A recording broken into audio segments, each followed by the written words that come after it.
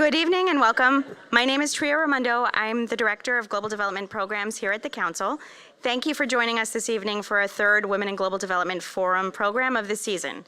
I'd also like to thank our sponsors for their continued support of the forum. Lead sponsor Horizon Pharma, our supporting sponsor USG, and our patron sponsors, the Frankel Family Foundation, the Whole Foods Trust, and Ashley and Avery McCall. We have many exciting programs lined up. On Wednesday, November 8th, Dr. Paul Farmer, co-founder of Partners in Health, will be here for a discussion and screening of his documentary, Bending the Arc. Please visit our website for more information. As you may have noticed, our evening programs now begin at 5:30 and end at 6:30. Tonight's program will adjourn slightly later at 6:45. Following the program, there'll also be a Council Young Professionals YP meetup, for which we encourage our members and guests to stay and continue the conversation and network. Turning back to tonight's program, we are pleased to welcome you for what will be an interesting and timely discussion with our distinguished guests. Illinois Senator Dick Durbin, Marianne Hatcher, Senior Project Manager, Human Trafficking Coordinator of the Cook County Sheriff's Office, and Rochelle Keehan, Director of Disruption Strategies, and Laura Ng, Executive Director of Traffic Free. This program is on the record and we are live streaming, so please silence your phones. We'll be taking questions this evening from the audience as well as through our online survey application. So please type chi.cnf.io into your browser and select today's program. Views expressed by individuals we host are their own and do not represent institutional positions or views of the Council. Now I'd like to welcome to the stage our introducer, Catherine Longcoomer, who is currently the project manager of the Human Trafficking Initiative at Metropolitan Family Services. Prior to joining Metropolitan Family Services, she was a postdoctoral fellow at the University of Michigan's Law School's Human Trafficking Clinic and a legal fellow for the nonprofit Children at Risk. Ladies and gentlemen, please join me in welcoming Catherine Longcoomer. Thank you.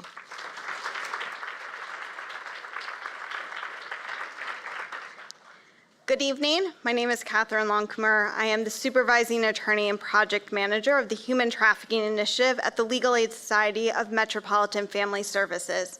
It is my pleasure to welcome you to this evening's program and introduce our speakers. The opening remarks for the evening's panels will be presented by Senator Dick Durbin. His remarks will be followed by a panel discussion with Marianne Hatcher, Senior Project Manager of the Human Trafficking Coordinator of Cook County Sheriff's Office, and Rochelle Keehan, Director of Distribution Strategies at Polaris. The panel will be moderated by Laura Ng, Executive Director at Traffic Free. The International Labor Organization released a report last month that estimated on any given day in 2016, 40 million people were subjected to modern-day slavery, 15 million in forced marriages, 4 million in state-imposed labor, 4.8 million were victims of sexual exploitation, and 16 million were victims of forced labor in the private sector. In 2016, the National Human Trafficking Hotline received over 26,000 calls that resulted in identifying 7,621 cases of human trafficking in the United States and nearly 17,000 victims. Every single state in the U.S. has reports of human trafficking. It happens in cities, suburbs, and rural communities. More than 200 of those cases were from Illinois, with nearly 600 victims here. And it's important to remember that those numbers only represent those that came into the hotline. It doesn't include numbers of cases from law enforcement, social service providers, or other first responders. So what are the key drivers for human trafficking? Trafficking occurs in a variety of industries, including construction, traveling sales crews, agriculture, restaurants, hospitality, domestic workers, nail salons, massage parlors, and on the street. How are we working to increase the identification of victims, and what are we doing to hold those who exploit others accountable?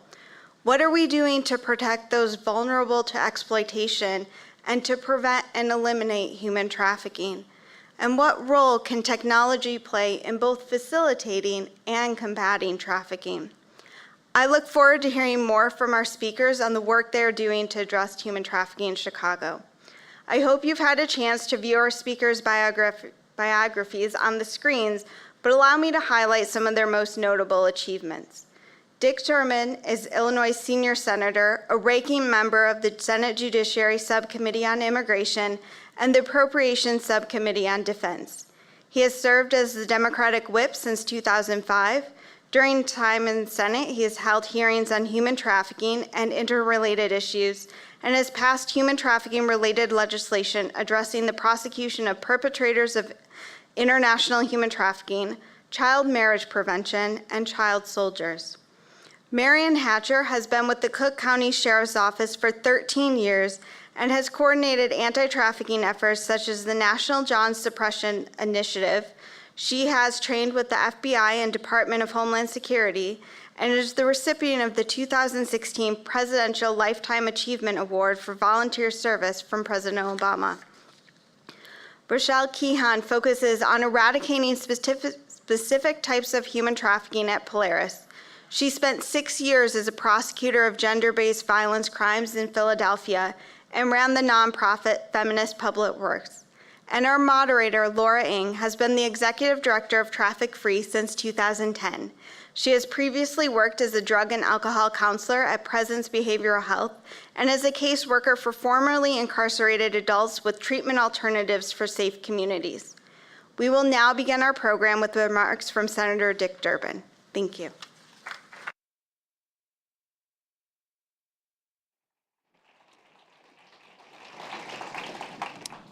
Thank you very much. It's an honor to be here this evening to discuss this timely and important issue. I want to thank the Chicago Council on Global Affairs for hosting the conference, and thanks to the panel participants and all those in the audience working to end the scourge of modern-day slavery. Your timing is excellent. Today is the United Nations International Day of the Girl Child, and as you know, we're here to discuss with this topic, girls are especially vulnerable to human trafficking. When most people hear about child trafficking, they think of Southeast Asia, Eastern Europe, Central America. They think this is something that only happens some other place, in some other country, to someone else's children. That's not true. Children are enslaved today in the United States of America, in agricultural work, in factories, in private homes. No part of this problem is more heartbreaking or, in fact, more lucrative than the sexual trafficking of children. In 2010, I convened a U.S. Senate hearing on child prostitution and sex trafficking in the United States. The hearing was held in the Senate Subcommittee on Human Rights and the Law, which I chaired. It was the second hearing that I'd called on human trafficking. The first focused largely on trafficking in other nations. The title of the 2010 hearing was In Our Own Backyard: Child Prostitution and Sex Trafficking in the United States of America. I decided to hold that hearing after seeing a powerful documentary film entitled Playground: The Child Sex Trade in America. Some of you may have seen it. The woman who wrote and directed the film, Libby Spears, started her research in Indonesia, filming stories of children being trafficked in the aftermath of the tsunami in 2006. She found child victims of that terrible disaster who were being moved across borders and sold in Vietnam and Nepal and the Philippines. She learned about an especially notorious abuser in Cambodia who'd been victimizing children in his hometown in America for years. So she decided to change the focus of her film and look at the sale of children for sex in America. We heard from many witnesses during that hearing.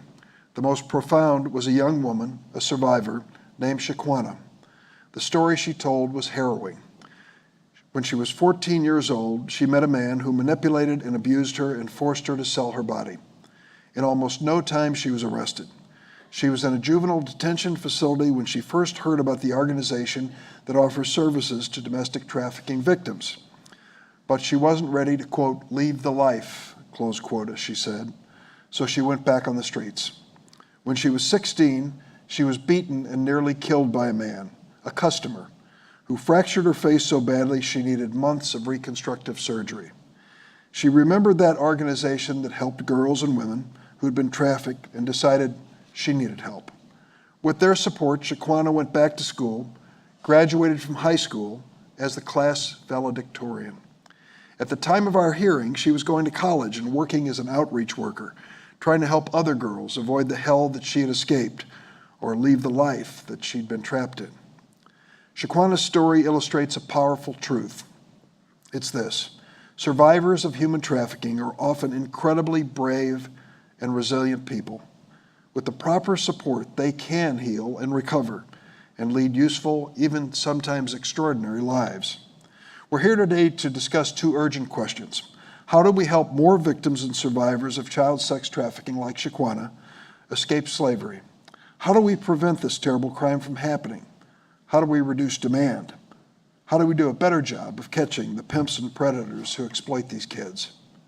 The main federal law to combat modern slavery and human trafficking is the Trafficking Victims Protection Act, TVPA. It was enacted in the year 2000. It's been reauthorized and strengthened 4 times, always with strong bipartisan support, I might add. Congress is now working on the 5th reauthorization of this important bill. The Trafficking Victims Protection Act establishes methods to prosecute traffickers in the federal courts. It also provides support and protections to the victims and tools to prevent trafficking.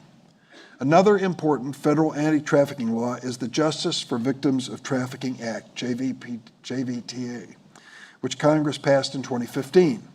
For too long, the juvenile and criminal justice systems in America treated the victims of child sex trafficking as criminals and turned a blind eye to the pimps who enslaved them and the adult customers, usually men, who exploited them. Such treatment defies human decency, and it defies logic. How can a child who is legally too young to consent to sex be criminally responsible when he or she is forced to have sex and give money to a pimp? That's not prostitution, that is statutory rape.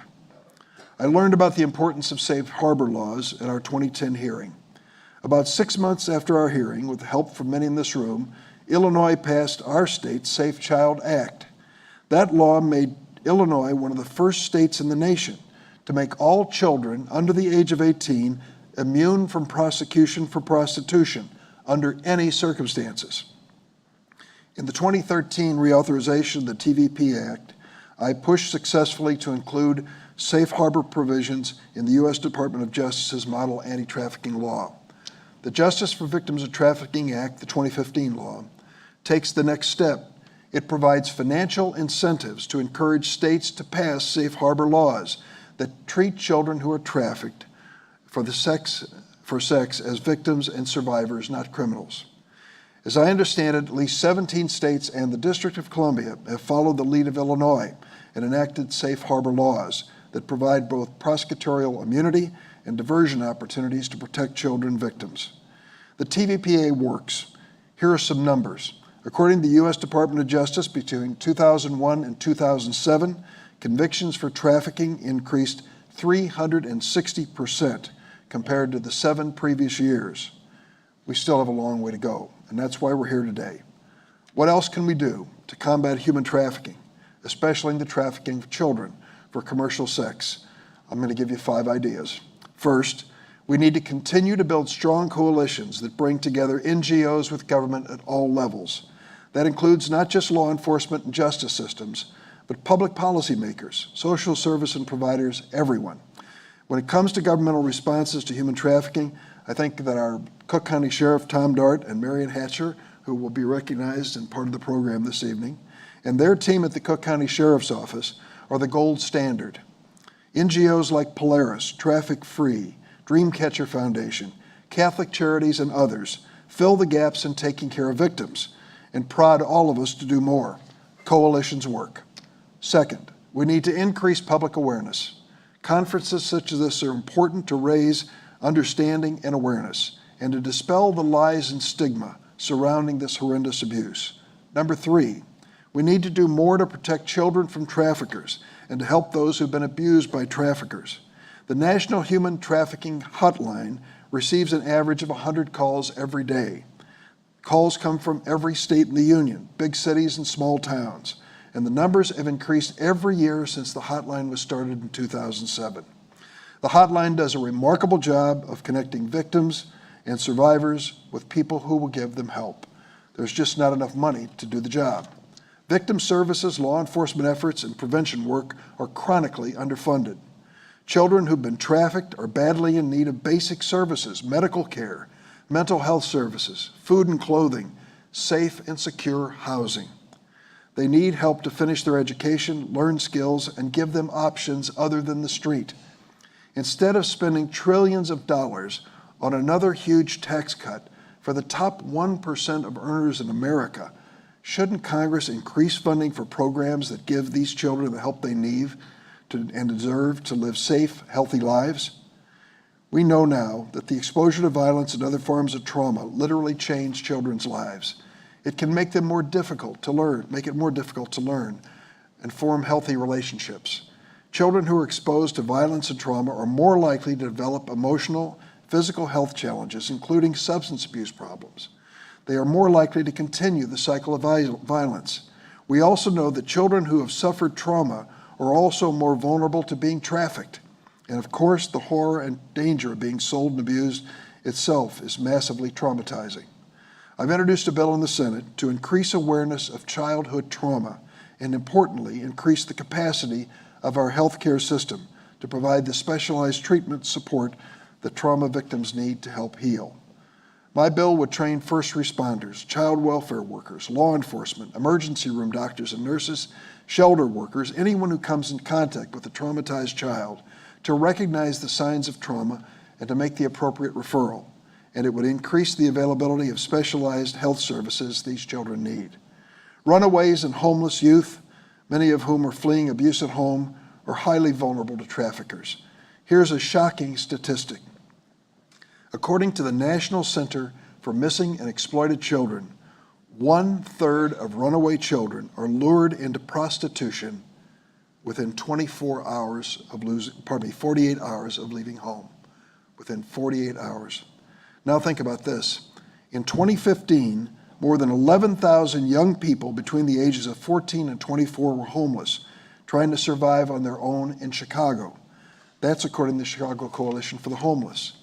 I'm on the Senate Judiciary Committee.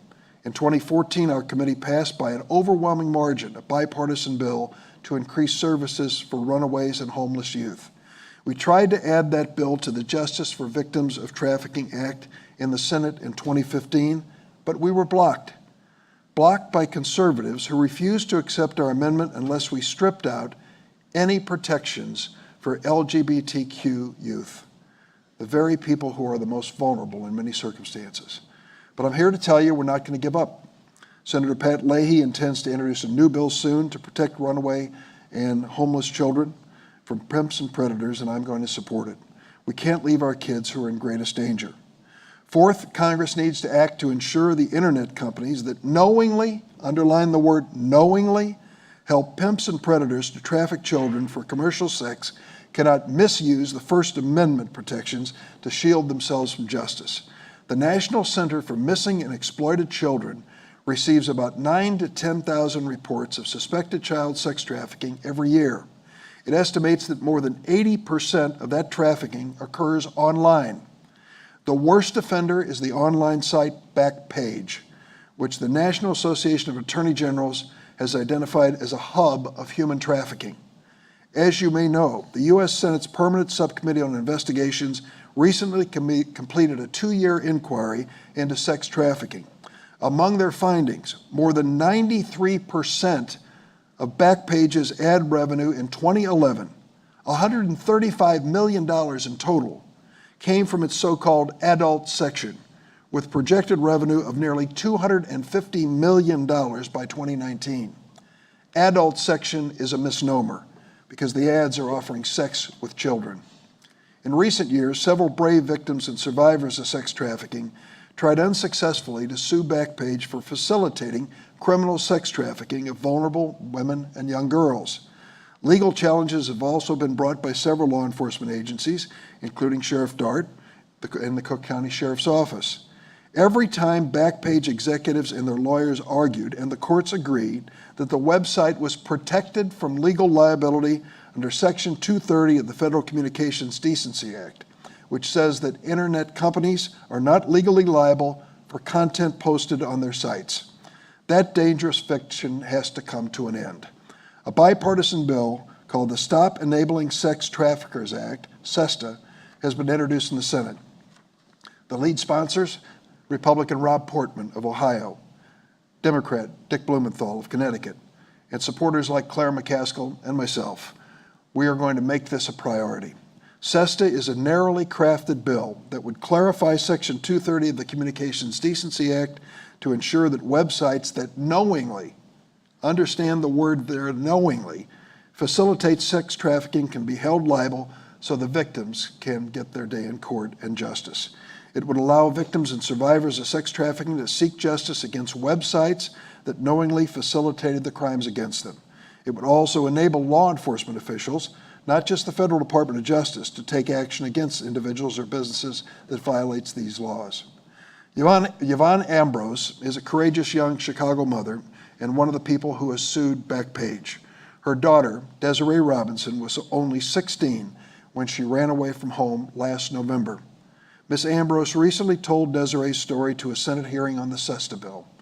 Very soon after she left home, a pimp found Desiree, and for the next 4 weeks sold her repeatedly on Backpage.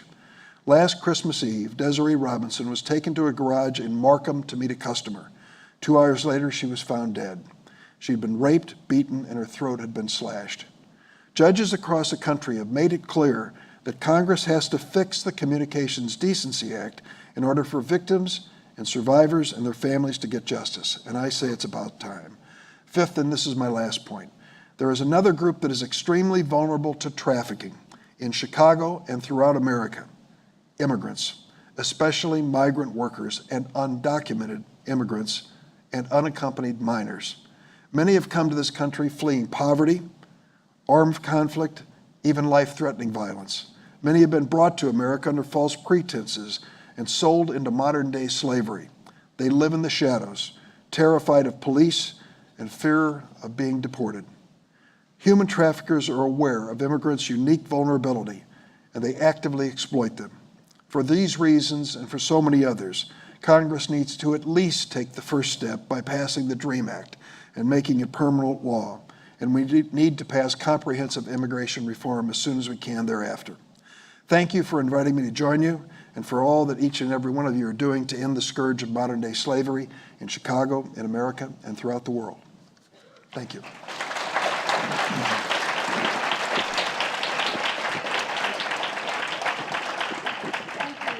Thank you, Senator Durbin. We'll now open the floor to audience questions. If you have a question, please raise your hand and one of our mic runners will come to you.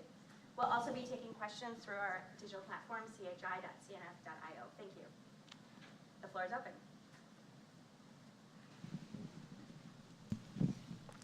Thank you.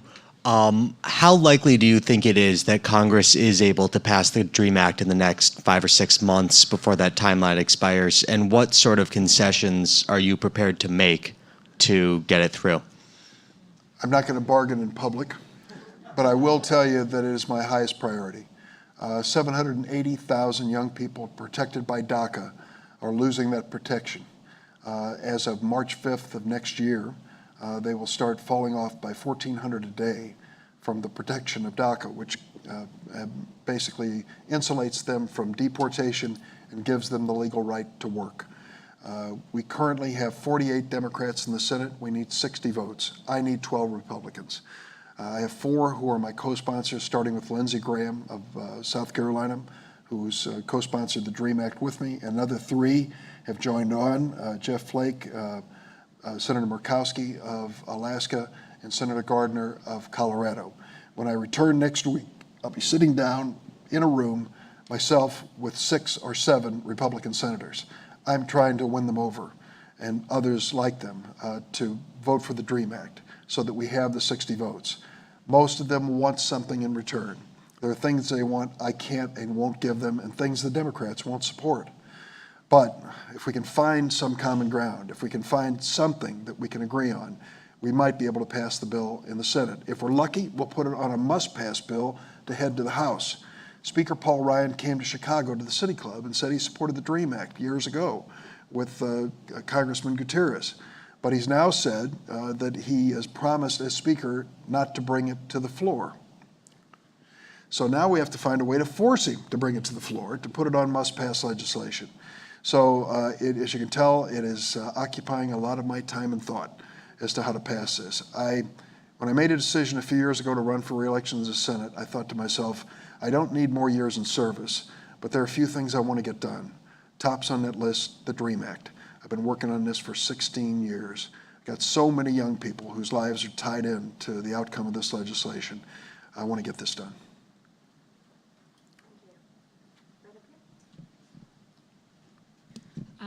Senator Durbin, I saw one of your tweets this morning, and it made me write to go to whitehouse.gov and write to the president on what would happen if 800,000 Dreamers were deported to our economy. Would we have another 2008 depression? It would have a devastating impact because 90% of Dreamers are working, and many of them are in school and working. About half of them are in school and working. And they're doing all sorts of jobs. They're teachers, they're engineers, they do everything under the sun. I always mention Loyola University here in Chicago because they deserve it. They decided 4 years ago to open up their medical school, Stritch School of Medicine, to competition from DACA recipients across the United States. They didn't give them slots or quotas or anything like that, but they opened up competition. There were young people, spectacularly smart young people who wanted to be doctors, but never dreamed they'd have a chance because they were undocumented. Loyola gave them a chance. Out of the 65 DACA's protectees who are currently in medical school across the United States, 28 are at Loyola here in Chicago from all over the United States. Why do I raise this? Because if you're going to finish medical school and do it professionally, you need a residency. A residency is a job. To get a job in the United States, you have to be able to work legally. The only thing that gives them the legal right to work is DACA, and now the president's eliminated it. These young people cannot even apply for residencies for specialties after they finish Loyola Medical School. And so when you think about the impact on Illinois, many of them are having their education financed by the Illinois Finance Authority and promising to give us in Illinois 1 year of service as doctors for every year we help them pay for their education. They're willing to come into the inner city. They're willing to come to the community health care clinics. They're willing to come downstate to small town Illinois, which desperately needs them. So when you talk about the impact of the economy, what if we tell them to leave? What if we tell those 28 or the 65, leave? We don't need you. Go somewhere else. What a waste of talent. And what a blow it would be to our economy. So it really is a factor. When the president recently came out with the statement that he had to have the wall in order to help DACA, you know, I said, I thought the Mexicans were supposed to pay for that wall, not the Dreamers. So I hope we can find a way to work with the president. Right over there. Thank you. First of all, Senator, I want to thank you for all the work you've done, especially like spearheading the TVPRA. Thank you. So one of my questions is that you said one of the vulnerable populations is the immigrant population. As somebody who works with people where we apply for T and U visas, those specific visas require the assistance of law enforcement agencies. Now, if you're lucky and you live in Chicago Police Department, Cook County's office, they will certify an application to show that that person has been a victim of a crime. However, in other jurisdictions, you don't see that, especially I do a lot of work in Indiana, small towns.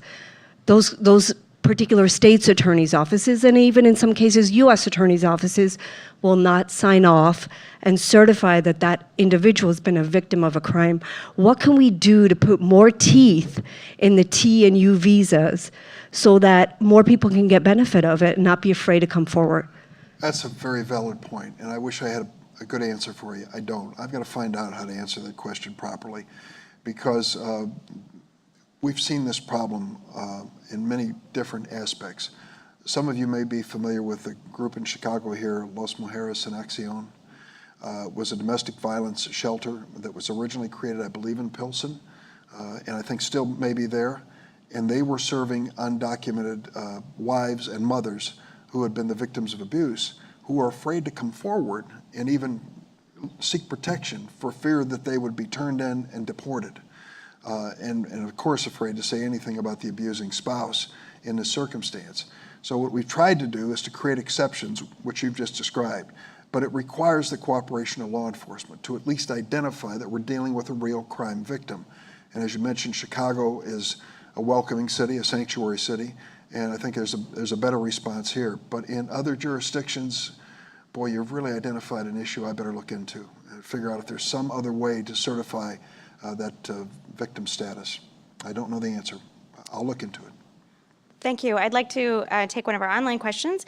How can we ensure that police officers have the tools to recognize trafficking when victims might report something else? Well, there's a lot that we need to do about training of police officers in so many aspects, and I'm not being overly critical here. Police officers today face mental illness in many ways more than the professionals in the field. They see it on the street, in the home. And when it comes to these specialized circumstances, we've got to give them the information to be able to identify and ask the right questions. The starting point, I hope I made clear in my remarks, is to understand that that young victim, sex trafficking victim, is not a criminal, too young to be a criminal for a sex crime, cannot give consent, and so should be treated accordingly as a victim of a crime, and that those who are responsible, the pimps and predators, are held by the police in the right capacity, or at least they look after them in the right capacity. There might be some help with the sheriff's office on that, and I think Marion may address that a little later more specifically. Thank you. I think we had a question straight at the back earlier.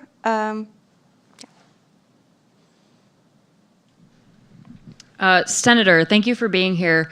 I just had a question. You mentioned a couple of federal pieces of legislation, but I'm curious what could be done at the state level, like what actions our governor could be taking to help this problem in the state of Illinois. I don't think I'm equipped to answer that. Perhaps others are that are here, but I don't know the state agenda as well. So I'm going to hold off on answering that. Thank you. Straight at the back. Good evening, Senator. I have two very quick questions. You mentioned that the state of Illinois is trying to pay certain immigrant groups for residency in hospitals. In your opinion, how can the state afford that when it's not in the best financial shape? And two, in your opinion, where do you think a lot of the stereotypes for both illegal immigrants and human trafficking victims come from? Thank you. On the first question, they're not paying for the residencies, they're loaning them the money. If you're undocumented, you don't qualify for the loan programs of our federal government. And so these young people, as bright as they were, winning the competition, came here and couldn't pay the tuition. So the Illinois Finance Authority, in a program created by Governor Quinn, continued by Governor Rauner, has loaned them the money with the understanding for each year their loan money, they pledge 1 year as a doctor afterwards in service. In terms of the stereotypes, I'm afraid this great nation of immigrants has always been dealing with immigrant stereotypes. And I'm currently reading a book called Frontier Illinois. And the stereotypes of groups that came to this country, they endure to this day. It's just part of the characterization we make of the newcomer, the stranger, who doesn't do things quite the same way as everybody who's already here. I have found these to be genuinely and thoroughly unfair. The people I have met in the immigrant community bring something special to this country. And I have to say I speak to this issue with a little bias. My mother was an immigrant to this country and brought here at the age of 2. She was the original dreamer in our family. And the fact was that decision by her family to leave Lithuania and come here was an incredible decision. To come to a country they'd never been to, where they didn't speak the language and roll up their sleeves and go to work. There's something built into that immigrant mentality that I think really makes us a stronger nation.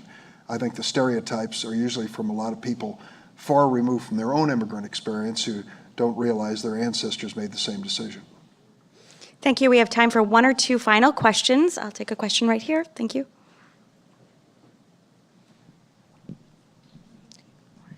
Hi, Senator. My name is Mercy Oladipo. I'm currently a junior at Whitney M. Young Magnet High School. My question is that, as you said, human trafficking happens in our own backyard. So how can we, as non-government officials, work to end this? Thank you. Look for local charities and groups that focus on this.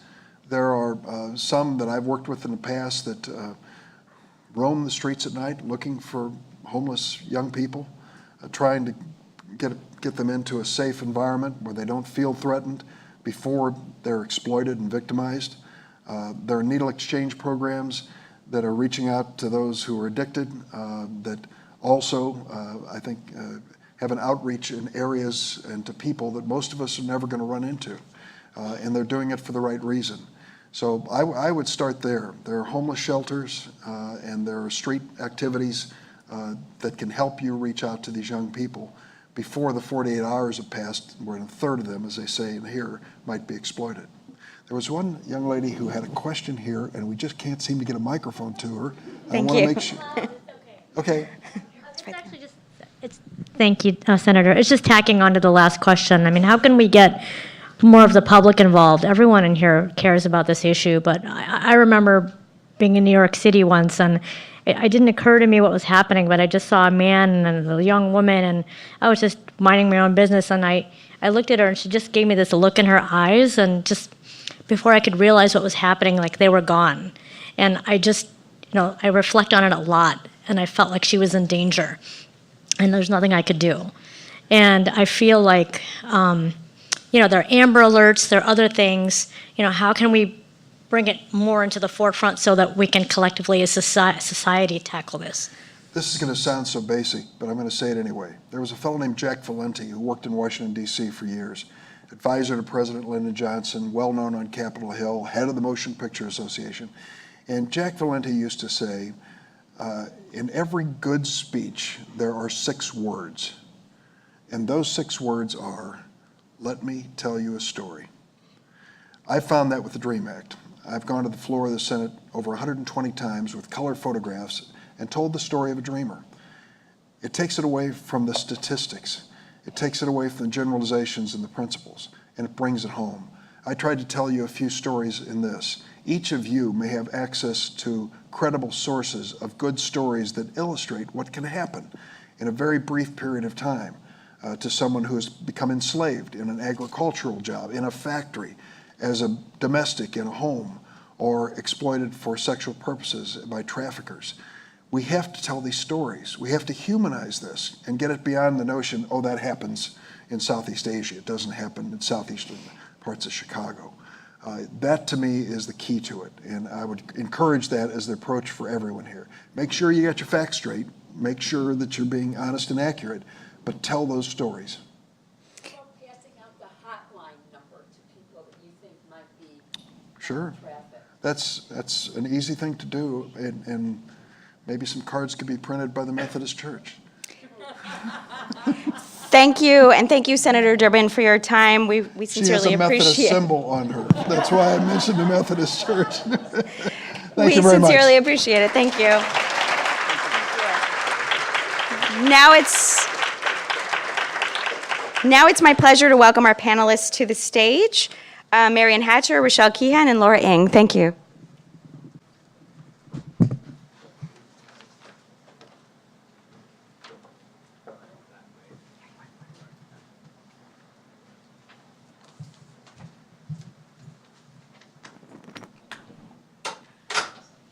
So I'm going to be really honest with you guys right now and tell you that I don't own an iPad, so we'll figure these questions out in the next 20 minutes after we have a chat here real quick. There's been a lot of introductory remarks already. Our photos have been going on the slides, I've noticed, so I don't think we need to introduce ourselves again. And as my friend Marian says, a lot, you can just look us up online as well. So we say that in the most humble way possible.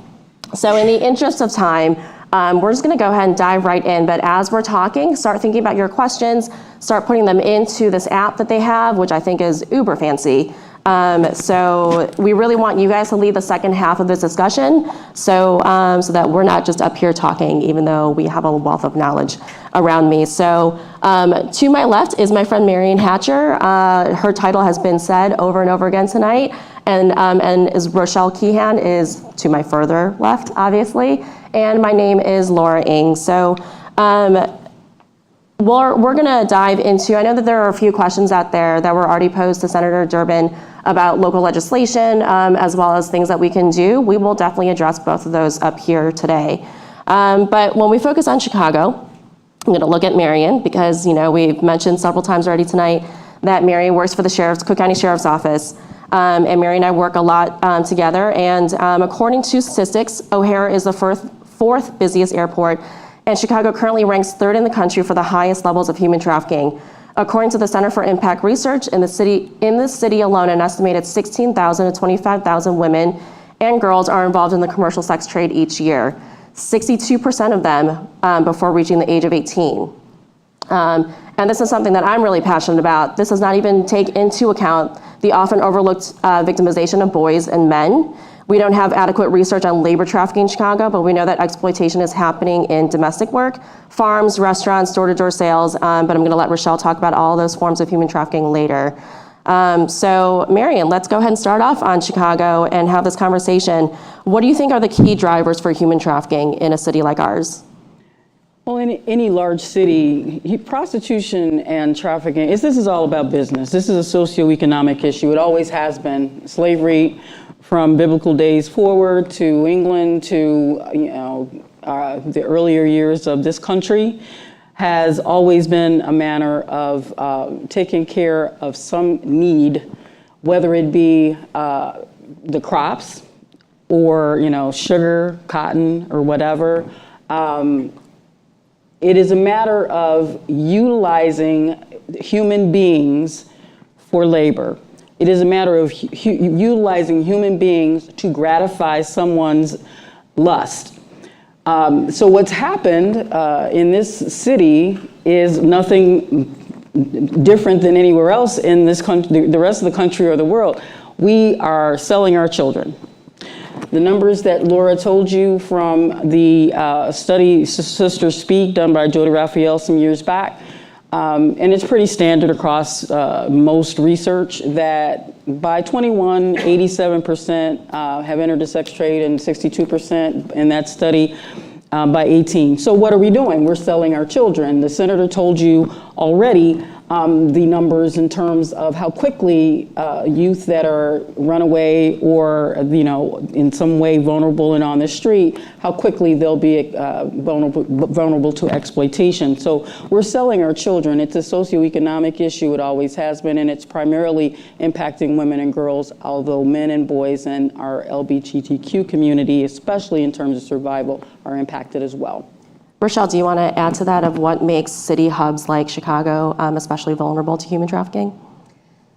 I would say just in terms of volume, city hubs become especially vulnerable, but I would love to expand and sort of echo what Marion said about the supply and demand and sort of the market for it being the primary driver, and this can go to some of the questions you all asked, that our demand for that $7 shirt from Forever 21 means that someone in a garment factory in LA was paid 31 cents to make it. And per capita, we pay the least amount of our income each year per person on food than almost, by the USDA, actually any other country in the world. So we as consumers have demand for cheap goods, and we're driving that market. And in big cities, obviously, there's more people and more demand, so then it makes it look like there's a higher instance, but it's more just the demand is higher. Absolutely. So just to continue on the conversations that you and I have been having, Polaris just released an amazing report on the typology of human trafficking of modern day slavery, and Polaris had identified 25 forms of human trafficking. So can you talk about that report and some of the key findings from that? Sure. So we've been running the National Human Trafficking Hotline for at least a decade and analyzed over 32,000 cases of trafficking that we received on the hotline, and realized that part of the problem in the way we're talking about and addressing human trafficking as a country is the lack of collective shared knowledge and language to talk about, know about, identify trafficking. And a starting point was, it's not just the sex trafficking of minors, which is what is the most common form that people are aware of. There's all these other types. So we identified all the trends in those 32,000 cases and released this report. I won't talk about all 25 because we're on a time limit here, but you can find them all online. And it's various types of sex trafficking, labor trafficking, and a few that are sort of hybrid sex and labor trafficking. And we have focused on a few to start with and have the plan to work with the rest of the trafficking field to go after all 25. Great. So just because we kind of threw some teasers out there, do you think there's any of those 25 that might surprise people? Sure. So one that surprised me, so I'll just talk about a couple that surprised me actually. Those pop-up carnivals that travel and show up maybe once or twice a year, but you're used to it because it shows up every year. There's often trafficking in those, which once you hear about it, it's not that surprising, but it just never occurred to me until I read about it. And then another is the traveling sales crews, which are youth selling magazines. And sometimes it's hard to tell, but it'll be, for example, if they're wearing inappropriate clothing for the time of year, or they look nervous, or they look like they're looking back for someone else to pick them up. So it's not always an easy indicator to identify, but those are also a form that we identified. And then the two commercial front sex trafficking venues that my team at Disruption Strategies focuses on are illicit massage businesses, or what people commonly refer to as massage parlors, and cantinas or go-go bars, which are also in the strip club category. So we're already getting inundated with all these different forms of modern day slavery that, so maybe some people walked in here and they knew about sex trafficking, or they knew about this general labor trafficking. Now, oh shoot, there's so many more forms, what do I do about it? So let's switch gears a little bit and maybe talk about what our organizations do. So Marian, I'll jump back to you. Tell us what you do. Well, Laura knows what I do, and I guess she just wants me to spill my guts to you. Well, you only have 2 minutes. One thing and she already gave me, my speech back there in the green room. But what I do is, on behalf of the Cook County Sheriff, I represent him, local, state, national, and international, on 2 different ways of looking at trafficking. One is the victim services, victim-centered services that we provide and have provided for many years. For those of you who don't know, I am a survivor of the sex trade myself. I'm a recovering addict, and I'm a convicted felon until hopefully Governor Rauner decides to grant clemency to the petition I have before him. And so you can never, let an opportunity like this go. If anybody wants to make a call to the governor of this great state, and Marian was sitting there, saying, she's got a petition before you, be my guest, and I appreciate it. But the bottom line is, I am on call 24/7 for the placement and the services that are the needs to meet the needs of women and girls primarily, but men and boys, however a person identifies their sexuality, to bring them to a place of safety and get the proper high-end care and get them back into mainstream society, or introduce them to mainstream society for the first time. In addition to that, I coordinate on behalf of the sheriff the largest sting operation in the world, which is the National Child Suppression Initiative, which of course as a survivor is quite an honor and a humbling one, to coordinate now 101 law enforcement agencies in this country to have arrested nearly 8,000 sex buyers in 14 sting operations. We are constantly trying to look at what we can do. We also provide technical assistance on the Hill in terms of bills they're drafting, supporting Senator Durbin's office and others locally, Representative Kensinger, I'll be speaking there next week in Rockford, but also making changes to existing legislation. For instance, there is a bill just to add the ability for law enforcement to formally combat human trafficking in current Byrne-JAG legislation. There are 8 points of what law enforcement can do in that funding stream, and now we're adding a 9th, and hopefully it'll pass by the end of this year, so that specifically at that 9th bullet point gives us the opportunity for law enforcement to receive funds. We have our own human trafficking and prostitution related unit that is, it's pretty amazing because of the case management relationship we have with Traffic Free, and I just have to get on my soapbox, so you're gonna have to give me 30 seconds to say that one of the things that you can do when you ask that question, what you can do to help combat human trafficking is to help increase the capacity of organizations like Traffic Free that Laura has put her heart and soul in. None of this happens by happenstance, and you can only do so much with volunteers. It requires money. And these organizations, this young lady, she is very important to me, but also to this community. She has provided amazing, selfless work and collaborated with all the right people in Cook County and this country. And I'm just going to put it out there, It's really hard for me to cut you off when you're sitting there praising me. They need help. But she can do that right now. But yeah, but we do both victim service the demand side, and we provide technical assistance to all levels of government and nonprofits. Yeah, so thank you for everything that you do. I know a lot of people already are familiar with the Cook County Sheriff's Office and the work that Tom Dart has done. I'm going to go ahead and piggyback off of that and tell you that Traffic Free, we have a lot of information on our website, so I'm going to shamelessly direct you to traffickfree.org to find out more information. But essentially, our direct services are on the emergency end of things and practical end of things. We do, there are a lot of organizations, great organizations that are doing long-term residential services, but we also have a lot of individuals who are in the life, maybe not ready to leave, maybe not ready to leave their boyfriend, who we know is their trafficker, but it's their boyfriend. So we are over here, not where long-term residential is, but we're over here. Our hotline, which is really my cell phone, but our hotline is, we are on call 24/7. Which is why my phone is actually here right now. And we take calls from Mary, because she takes calls 24/7, I take calls 24/7. But our drop-in center is just a safe place where women, self-identified women 18 and over, can come and not be judged, not take an assessment. And a lot of times how we compare, how I share about our drop-in center is, let's say you were inviting someone over to your house, would you ask them to do an assessment? Would you ask them to pee in a cup? Because if you did, I don't want to come over.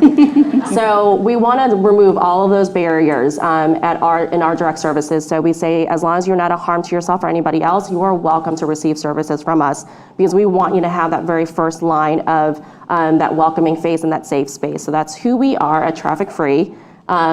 Rochelle, Polaris does a lot of things. Can you give us a snapshot of what it is that the organization does? Sure. So I mentioned we run the hotline. So we're one option for you all to call, and we do run it nationally.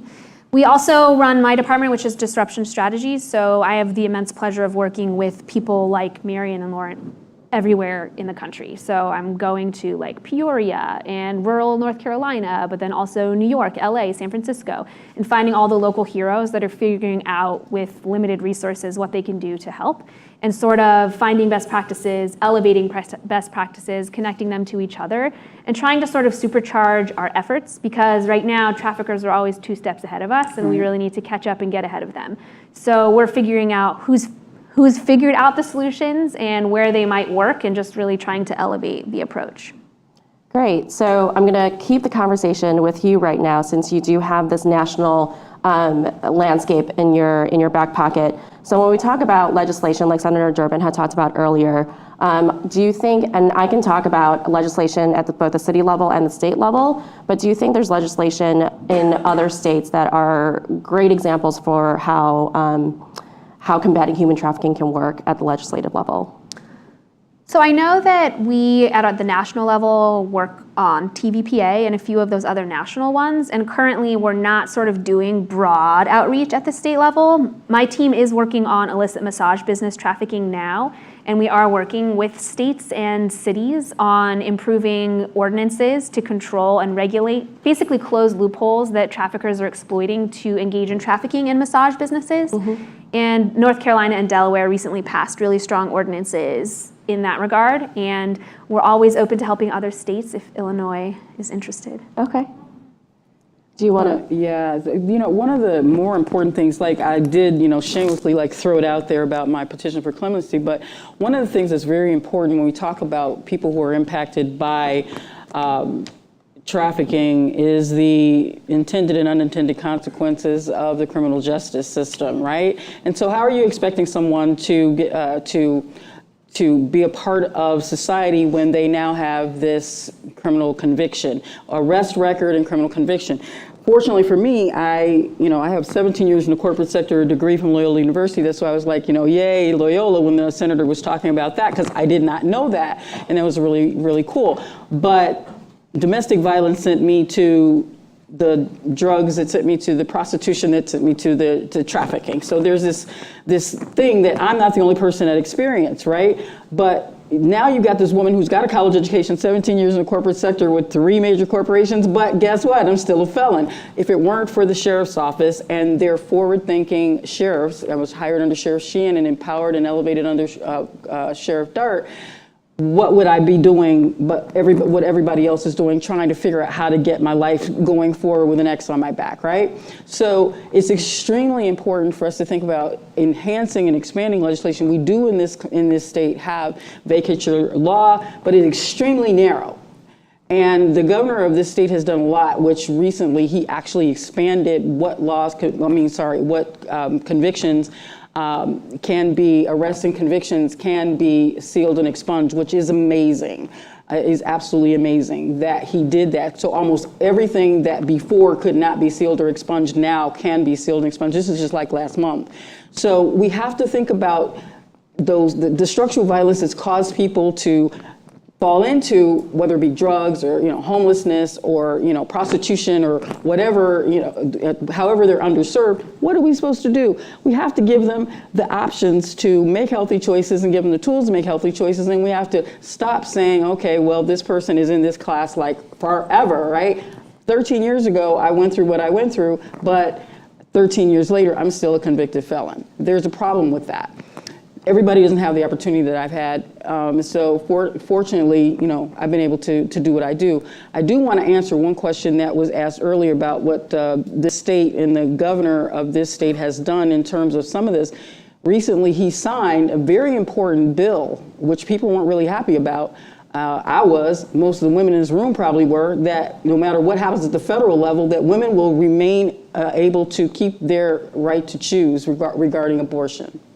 And that is extremely important when you think about people who have been involved in the sex trade, because sometimes there are unintended consequences of pregnancy, whether it be sexual assault or involvement in exploitation of whatever, whether it be prostitution. So that is an extremely important thing that the governor of this state has done.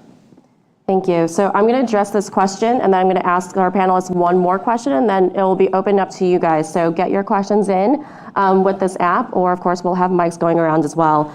But the senator already talked about the Illinois Safe Children's Act, so I'm going to let you go online and look for that. But I think what a lot of people don't understand is, as great of a leader as the state of Illinois has been in passing 6 laws in 6 years to combat human trafficking and sex trafficking and exploitation, one thing that we keep overlooking, I think, is labor trafficking and our domestic workers. So one of the things that did pass in the last year was including domestic workers who work at least 40 hours a week. Am I right, Catherine? 40 hours a week? I look at Catherine because she's a real expert on this topic as well. That they are now included in the labor laws that have long protected you and I in offices. So they now get overtime, they now get minimum wage, they now get 1 day in rest and 7. So as we talk about human trafficking, as you can tell, a lot of our passion is to make sure that you don't walk out of this room thinking that human trafficking is just sex trafficking, but human trafficking does affect so many other industries as well. So one last question for our panelists before I turn it on over to our room here. How can we better recognize the signs of human trafficking, and who should we call, what should we do when we think that human trafficking might be happening? So Rochelle, I'll go ahead and start with you. I want to actually challenge everyone to not wait till you see it and you're 100% sure. And I want you to be more proactive. So for example, where you're shopping at the grocery store, if those hand-picked berries are 2 for $5, like there's no way that that's all it costs, that the cost is being deferred somewhere. And if it seems too good to be true, that it is. So instead of just paying it and turning a blind eye, demand supply chain information from your grocery store. If they don't give it to you, keep asking, turn to social media, call the corporate number, be annoying. So just sort of don't wait till it's like smacking you in the face. Be aware that it's literally everywhere all day and it's impacting so many levels of our lives. So example, I brought up the Forever 21 t-shirt example. Just don't let the cognitive dissonance like make you turn away. Just force yourself to see it and do something about it. Marion? I would say, just really educate yourself as best you can and be safe in your manner of addressing how you want to give to your community. We have had a few people try to take an exploited person home. I don't suggest that because you never know if that's safe. The pimps and traffickers, they consider that individual, they own them. And so they don't brand them for nothing, and they actually do. And so they may be nearby, and it could be really unsafe for you to do that. But I would suggest that you call local law enforcement and make sure, that you're making reports. It's better to be wrong. It's really better always to be wrong. And when it comes down to the intersection of labor and sex trafficking, there's always that. It really seems innocuous when we're talking about, labor trafficking, what's behind the scenes of the example she just gave, which is amazing. And then you think, oh, it's obvious when you're thinking of a strip club or a massage parlor where you're just so sure it's going on, and it's not always. So you might be like, oh, I don't want to call anyway. Make those phone calls, it saves lives. And you can call the hotline if you're not comfortable calling the police. Like sometimes it might not be enough to call the police. It's always enough to call the hotline. And if you call the hotline and they need us, they call me. Absolutely. So we work together. Yeah, so my last thing would be, yes, call the hotline, which, by the way, we keep saying the hotline. It's 888-3737-888. Happy to give that to you when this conversation is over, too, during the networking time. But look for those signs, see those red flags. If you have ever heard me speak, which I know some of my friends are in this room, but I tell a story, and I'm going to tell it as quickly as possible right now, that we had somebody who had attended one of our events, got some tips from us on how to spot human trafficking. And so when she was getting her nails done, the River North neighborhood in Chicago, which is a pretty affluent neighborhood, she noticed that she wasn't getting a top coat and asked about getting a top coat. And anybody who's gotten their nails done, top coat is just the natural thing that you get. And they were like, we don't do top coats here. We don't know what that is. First sign, first red flag. And then she also noticed that there were men going straight into the back. So with me saying that, there's two things. One, she clearly realized that something wrong was happening. And the hint that she got from us in figuring out, should she call? Well, yes, just go ahead and call is the lesson here tonight. But should she pursue this further? She looked at the address of this place, and the address popped up on a lot of sites that sell sex. So you look for those signs, you notice those signs, and it is happening all around us. So in terms of that, she was in a nail salon, but also get involved in your city government. Something I didn't say earlier was that we did just pass an ordinance at the city level to allow for greater oversight for law enforcement to be able to go into massage establishments. If they get a tip, they are allowed to go in now. This ordinance has provided that. This ordinance has also provided that there cannot be a door that leads into a residence if it is from connected to a massage establishment. So get involved at the city and state and federal level. So I'm going to go ahead and pass it on over to you guys right now. Is there anybody in this room who wants to ask a question live? Yes, back there. Hi there. So I know that you were squeezed for time and weren't able to go into more detail about your own personal experiences within the sex and labor trade. But when dealing with victims that maybe don't fit in with our connotation of who they might be, just as an example, maybe male sex or labor trafficking victims, what's the experience that you have had with these victims? How is it different than, say, maybe other victims? And what can we do to sort of eliminate this narrow connotation of what these victims, who they are? Well, the thing about it is exploitation is exploitation, no matter what your gender or how you identify your sexuality. The thing that has been extremely harmful for men and boys and the LGBTQ community has been the fact that a lot of times it doesn't look like prostitution or trafficking because it is considered quote unquote survival sex. Exploitation is exploitation, and that's why a lot of us are not so much using the terms of prostitution or trafficking. We're expanding it to the more general, under that umbrella of exploitation, because it manifests itself in so many ways. I mean, she already told you, there's they've identified 25. I didn't even know that until we were having our conference call last week about this convening. So, it's being open-minded and understanding that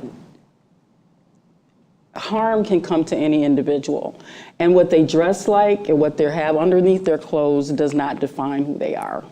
Do you want to address that? That's pretty thorough. Yeah. I think this is a pretty interesting question that for me, when I do these panels, isn't asked a lot, but so many people are asking basically, what does human trafficking look like at the organizational level? So we hear about pimps, we hear about traffickers. Can we let's have a discussion on all the different forms of what this could look like? Well, in this country now, it can look like a gang. I mean, there is a great deal of gang involvement now because they've realized that they can sell narcotics once, and they can sell a young girl multiple times, and she will, unfortunately have to have sex with someone 10 to 30 times a day. And so it looks like gangs. There's there's active gang involvement. It looks like organized crime. It looks like a massage parlor with a mama-san running an Asian massage parlor, because it's very different culturally. And they've done a great deal of work with this with Polaris, and I'll kind of give it to Rochelle to continue that. But we've done a great deal of takedowns, the sheriff's office along with Homeland Security and other federal law enforcement this year in brothel takedowns. Yes, we do have brothels in the county of Cook, and we do have illicit massage parlor activities going on, but it looks different when you deal with different cultures. Okay, so whoever's running it, it may look like this gentleman in the, you could be, I'm sorry. I'm sorry. Everybody in the room named John, I apologize, we've screwed that up too, but you could be a trafficker, so could you, ma'am. It looks like what everybody in this room looks like. And so that's why you have to be have your eyes open, your ears open. And I really want Rochelle to kind of talk about the massage parlor piece, because that is huge. Illinois is the top 5 state for highest volume of sex trafficking and massage parlors, in large part because of the interstate corridors from both north to south, but also east to west. So it's sort of just like a great travel point for it, and for the bus routes. So it's a big problem here, and it doesn't surprise me that you guys have done a lot of the takedowns. A lot of the emphasis this past year at Polaris has been on my team, has been on the illicit massage parlors. And what you see are the frontline people, where it's the manager and maybe the women behind the scenes. But what you don't see is the paid driver that's transporting the women back and forth, or the person who's actually calling the shots for the 2 to 4 massage parlors in that network, who's never on site because he's not going to get in trouble, or she. And then the people on the shell company registrations who are even further removed, but are still sort of the higher up the chain controlling things. And while the business registrations are different, all of the domestic minor sex trafficking cases that I prosecuted in Philadelphia had a really similar model. The only difference is it wasn't a commercial front venue, it was in a house or a hotel. But it still had the main person in control, sometimes a higher up person in control of a couple guys that were actually doing the controlling, and then the drivers, and then the hotels. And what's the same in both types and in most types is the people that are looking the other way. For example, the rideshare people that are seeing red flags and not doing anything about it. The hotels that are seeing red flags and not doing anything about it. The people that are seeing red flags and not doing anything about it. So we can talk about what that structure looks like. Most of it's obscured and you're not going to see it, but there are things that you do see they need to say something about. And always remember, prostitution, 80% of the time, prostitution is trafficking. Okay, and the reason we know that is because of research across the board. 80 to 85% of the time, somebody has benefited from the sale of that person's body. Maybe not today, because now she's all broken up and broken down, and he doesn't want to use her anymore, so he's replaced her, or she's run away, and so she has to sell herself because that's all she knows. But most of the time, there has been some sort of involvement with a manager. So it looks like on the street, it looks like in the massage parlor, it looks like, there's the bus, you can walk in the Greyhound bus terminal, it's there, right in front of you. So Yes, to ma'am. expand on that, one of the top asked questions, as we talked about back in the green room too, is you just mentioned that 80% of prostitution is sex trafficking. So how do you differentiate between trafficking and prostitution by choice, and how do you work with both groups? Well, let's think about it in reality. And as a sex trade survivor, a person who has actually been raped, being kidnapped, missing for 2 years, family didn't know where she was, left for dead, sodomized, treated like, a piece of meat. When I was 7, I did not want to be called a hoe, okay? Let's keep it real. There's nobody in this room, if I were to poll you, that wanted to end up at 7 saying, this is what I want to do. So those people, that 2% who today, yes, I'm talking to pro lobby, okay, I can do this right now, I have the floor. Nobody wants to be a prostituted person. She's got the power, but I got the floor. Nobody wants to be exploited, raped, serial rape, serial arrest, no hope. That is not what little kids want. okay? We're selling our children, I already told you that. So let's keep this real. This is not work. If you look at it as work, the American Journal of Epidemiology says it is the most dangerous occupation for a woman. 51 more times more dangerous than any other the next occupation, which is working in a liquor store. 51 more times. And even where it's legalized, so for those of you who are going to put that question out there, let me just tell you right now, organized crime runs rampant. If you legalize it, look at the Netherlands, look at Germany, the violence is off the charts. Legalization is not the answer because you can't take the violence out of it, right? And guess what? Who wants to legalize something that minimizes my humanity? I will say in terms of how do we serve both, so we actually run into this conversation a lot, especially since Traffic Free is on the emergency end of services. One easy conversation I have with other service providers all the time is, do we agree on harm reduction? Great. That's all we need to know. And so that's where we stand on that.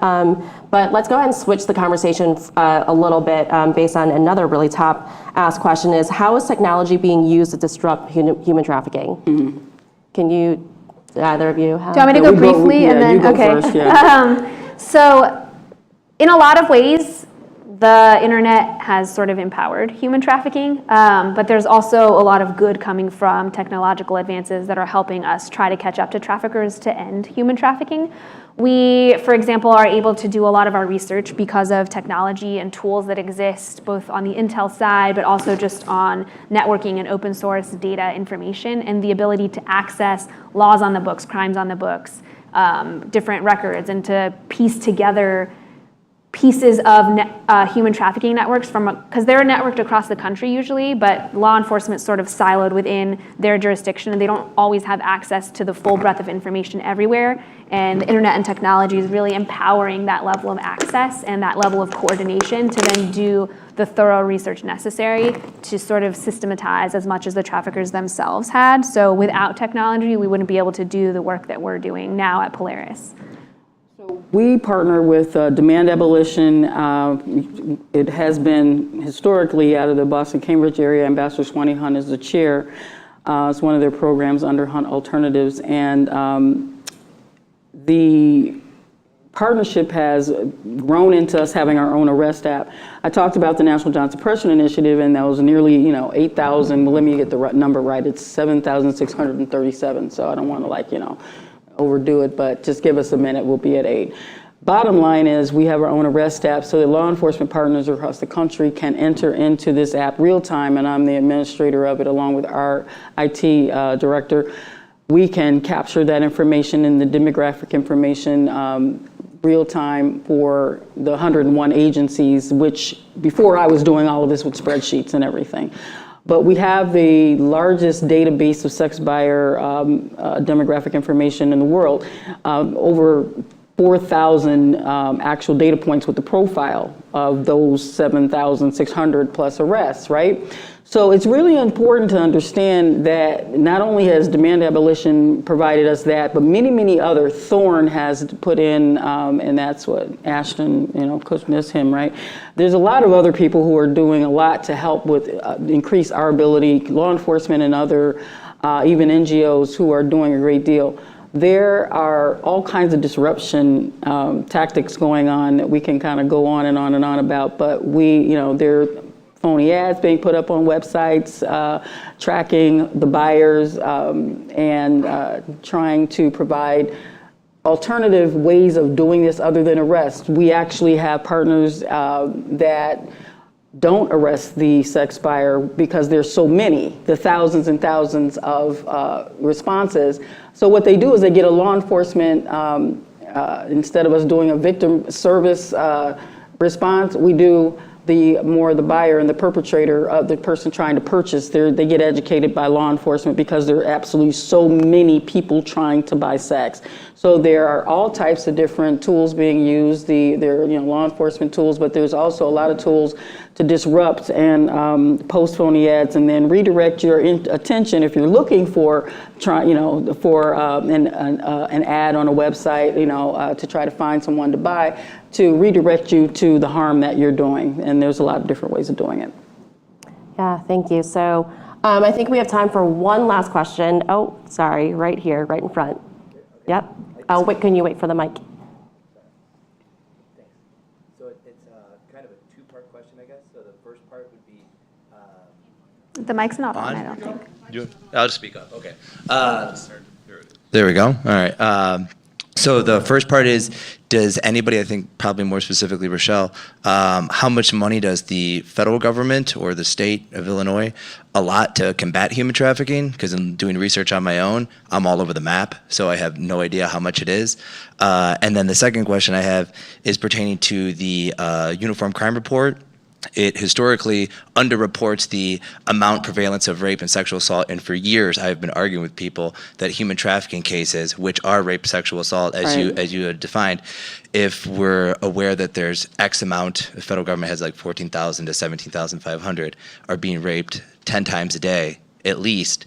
Why is that number not being added to the total? So the UCR fills in the gaps. Sorry, this is a long-winded question. I teach. But so the UCR is reporting that there's 300,000 rapes. The NCVS goes way above that. So why don't they add the human trafficking totals to those estimations when they're filling in the gaps, as they do for missing communities that don't report to it? Sorry, that's so long. I apologize. That's fine. On the first one, I think it's hard to give you a hard number because there's a lot of really direct streams of money to trafficking, but then there's a ton of indirect ones that are for different services and law enforcement and educational programs that don't necessarily call out trafficking but end up getting directed. But what I do know is it's like nowhere near what the industry itself makes. So it's not being matched dollar for dollar by any stretch of the imagination. So I don't have a solid answer for you, but it's Before you go to part two, I'm going to actually answer that at the state level when it comes to legislation.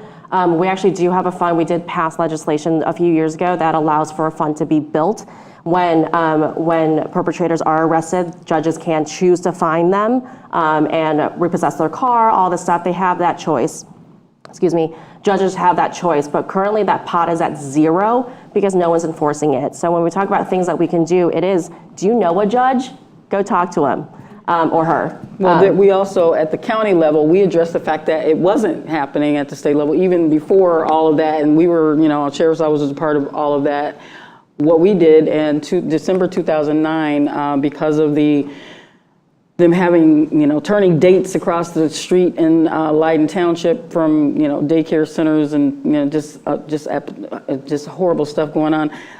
The commissioners of the county board and Sheriff Dart, we had town hall meetings, and bottom line now we have this public morals nuisance ordinance, so we have a fine for men who are trying to purchase sex in the county of Cook, and, right now it's, at $1,000, but as we published, the sheriff is going to the county board soon to double that fine for second and subsequent offenders, as well as have a database of the second and subsequent offenders up to 2 years, and if they don't reoffend, it would come out again, which is fine with me because they got my DNA and I'm good with it. Works for me. But we have had about $400,000 in the public morals nuisance ordinance has collected since December 2009. And it's, based on the revenue actually being realized. And so if, we may write the ticket and then the person may now go to administrative hearing and that money may not, they may not actually end up paying, but that's approximately the amount. The last time that we looked at it, a little over 400,000.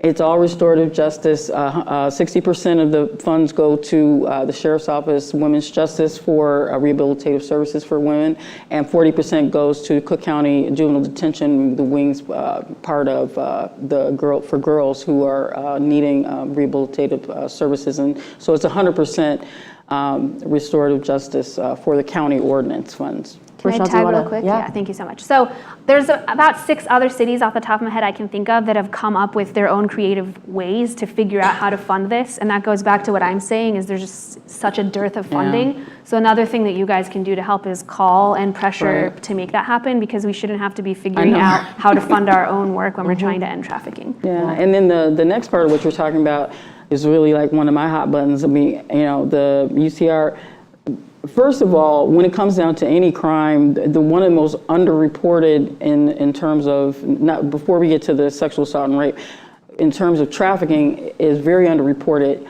it makes it look like there's more labor trafficking than commercial sexual exploitation because of the fact that those cases they're prosecuted in a different manner, and the way that the victim support is handled is much different. When it comes down to trafficking and the sexual exploitation of women and girls primarily, because you don't normally see very much prosecuted for men and boys, unfortunately, but for women and girls, you see hardly anything because we usually just go with the lesser, there's usually co-occurring crimes. So the narcotics charge is what you're seeing, even though there was trafficking involved. The violence even, you know, the aggravated domestic battery, we have that a great deal. You're not seeing the trafficking charge unless there are federal charges brought a lot of times. So you're seeing the other crimes around it, you know, God knows how many, but you're not seeing the fact that this was all related to a human trafficking victim. In addition, when it comes down to the rape and the sexual assault, most women involved, you know, even though the numbers are very high, when we do our internal surveys or we do our interviews with women and girls, whether the assault, the abuse happened as a minor or the assault happened as an adult, it's very underreported. I mean, they're not going to tell you that they've got a pimp, let alone that he raped her, or let alone that they've been raped God knows how many times by the sex buyer. So it's a very underreported crime, just like any sexual assault is, because, you know, they want to put us on, you know, on blast, and we have to stand in front of the folks and tell them that what happened to us, and then you look at us like you're looking at me. She just keeps talking over me. But on that note, we do need to end this panel. I will be sticking around. I know Rochelle needs a jet, literally. And I don't know if Marion's going to be sticking around, but thank you guys for coming. The bar is open. And I think we're sticking around till 7:30. Is that? Where are the people? Where are the people? We'll just stick around until there's no more wine. Thank you. I don't drink, so.